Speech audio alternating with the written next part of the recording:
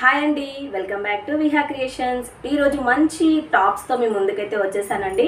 ఇది వచ్చేసి లీవా brand tops అండి.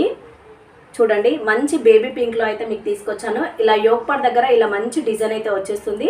అండ్ 3/4 హ్యాండ్స్ వచ్చేస్తాయి. టాప్ మాత్రం ఫుల్ లెంత్లో ఉంటుందండి. మనకి క్వాలిటీ కూడా చాలా అంటే చాలా బాగుందండి.